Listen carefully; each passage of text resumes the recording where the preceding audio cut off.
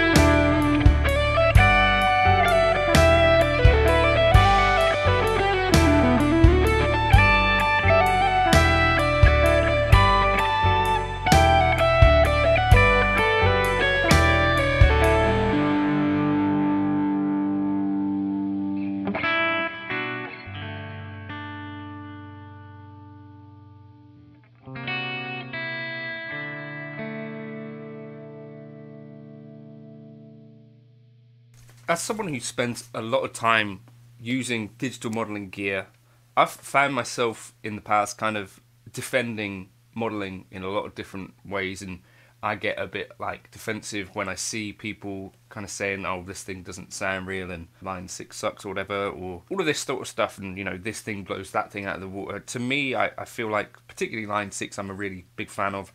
Fractal, I make videos for G66.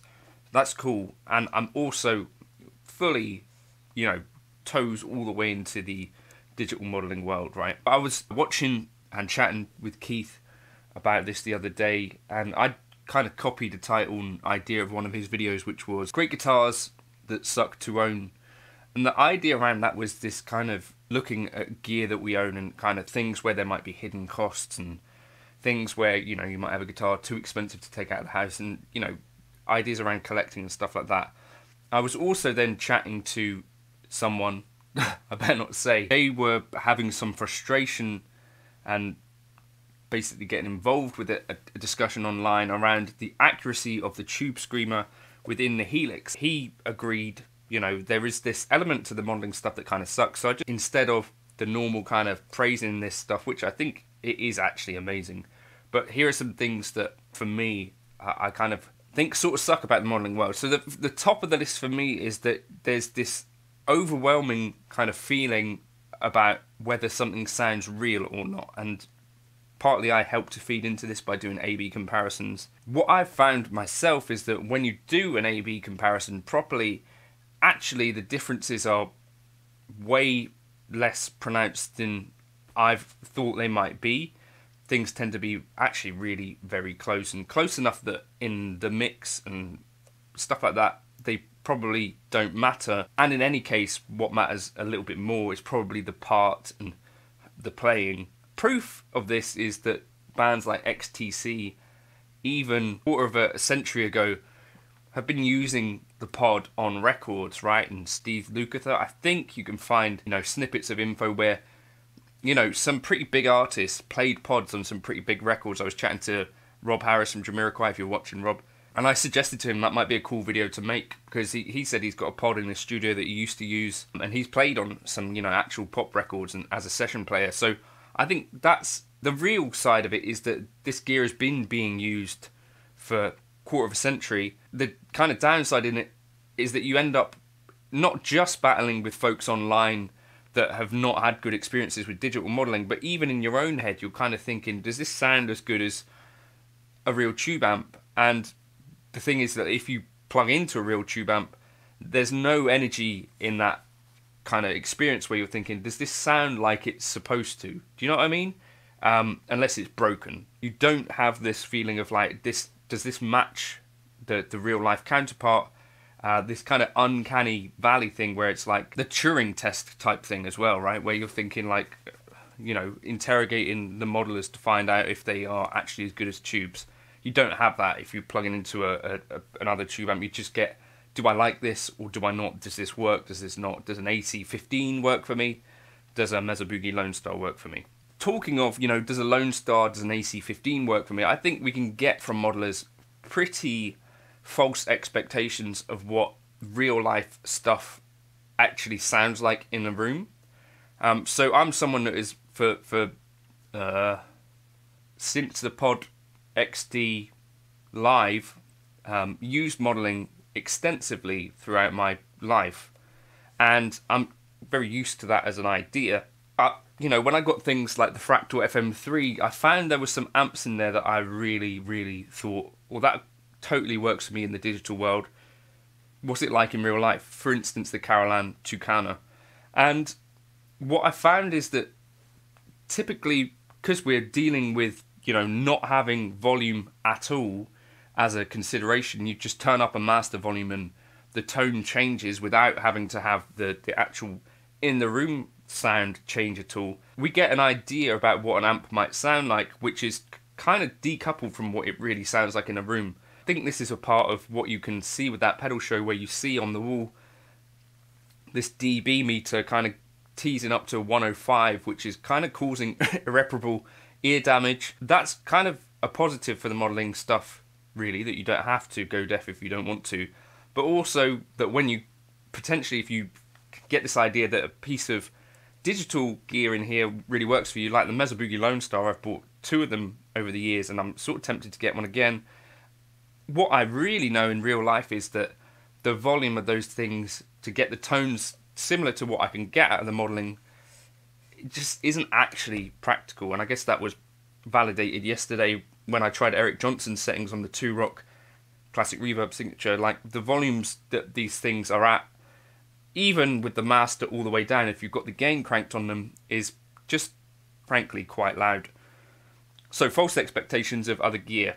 The other thing is that the cost benefit stuff of it, you know, you think about how much is included in your average modeler, does kind of ruin the value proposition of a lot of other gear. So I look at a HX Stomp and, you know, 500 quid that's like 2 boutique-ish pedals. You know, that's maybe a Strymon Timeline. It kind of makes me look at everything else and think that's kind of too expensive. Even like the top of the tree fractal stuff, like an FM3, like $1,000, you know, it's costing about as much as a okay amp, right? And you think, well, if I can get all of that in the digital world, it kind of ruins the value of the other stuff. While the modeling stuff is great at home, I find, so I used it at home with JBL LSR 305s, even the most experienced kind of modeling guys, I think, will tell you that actually getting those sounds to translate live is a bit of a thing. And in some ways, you might end up with a rig that's just as big as what you were taking out before. It's probably not going to be as heavy, but it might be just as big unless you were taking out a Bob Bradshaw rig. But that's kind of the thing. So you get your HX Stomp or whatever modeler, Quad Cortex. You know, you might have quite a big outlay already if you're buying one of the kind of flagships, whether it's a Quad Cortex or a Helix or Axe Effects. And you think, right, I'm convinced that in my studio I can get these great tones and things are sounding really good. And then you have that next hurdle, which is, well, how do I get this to actually sound good everywhere? You know, you take it to a rehearsal room, you plug it into a PA that you've never used before. Suddenly things don't sound anything like what you'd expected. And you're then left wondering, like, well, now what? And maybe you go, okay, well, I'm going to go down the FRFR route. You know, which of those do you try? A lot of people might try a Headrush speaker to start off with. They think, right, I can just spend a couple of £100 on one of these speakers, and then some people get on with that, and then other people are like, well, this doesn't sound good either. And then you think, right, well, maybe I'll try a power cap or whatever. It's a whole thing, and maybe you want it in stereo, so then you've got to buy 2 of them. It's like, really, your rig is going to end up pretty comparable in size unless you go to in-ear monitoring, for a lot of people at least anyway. So for me, to save a lot of that, probably I would say the Fender FR12 is about the best price to performance kind of ratio thing that I've tried. So I think I could heartily recommend an FR12. I've done loads of videos on it, but just plugging your modeler into that, turning it up, basically gets you that experience of things that sounded pretty good in your studio being able to sound pretty good in your FR12 without having to tweak them. That's the thing that a lot of other monitoring FRFR solutions have not been for me.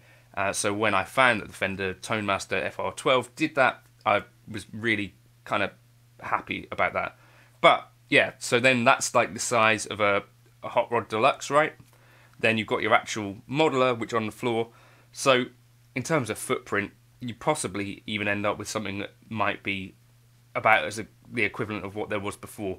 However, with the modeling stuff, it is more convenient, and probably most of the time you don't have to worry about things like, so I just saw that the Fender came out with this effects switching device where, because I came from modeling for so long, when I tried kind of real pedals and building a real pedal board, what I found really inconvenient was the switching between presets effectively, or my sounds, was requiring many foot taps and stuff like that, and you maybe don't even get them all in. So you have to then buy a switcher. I tried a Carl Martin Octa switch. I tried a Quartermaster.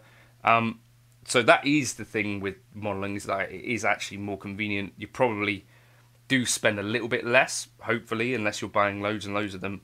But there is that thing where you think, right, I'm just going to buy the piece of gear and it's definitely going to be cheaper than if I had the equivalent, and it will sound just as good. Probably there's going to be some hurdles along the way, right? And that is the thing. And you're probably going to be wondering at some point, does this sound as good as a real tube amp?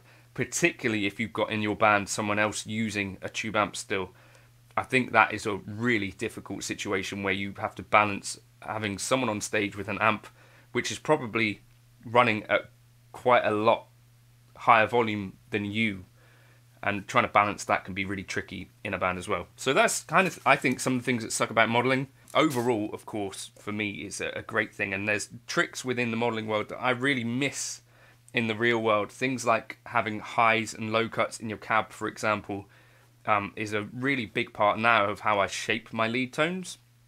And in the real world, it's kind of you have to go out and buy an EQ pedal for that. And something that I've tried and something that actually does work surprisingly well, but you know, plug an EQ pedal into an effects loop, all of the stuff that we take for granted in the modeling world, effects loops in the real world are super variable, you know, so you might need a dumbulator on certain amps and that sort of stuff. Effects boards are big, pedal boards. Power supplies can be sort of unreliable, you know, tube amps break. So there are loads of benefits in the modeling world, but I think there is also these kind of hidden things that we don't talk about quite as much unless we're kind of new to them. But I think maybe that's some of the things that I think sort of suck about the digital modeling world. I was using Helix Native in the intro there, which is for me a little bit of a revelation. I don't even have to have any hardware, just plug into the digital thing, and I think plugins are going to be a bit of a way forward probably. But yeah, let me know your thoughts in the comments if you want. Gumroad is the place to get my presets for HX Stomp if you want to try them. Cheers for stopping by.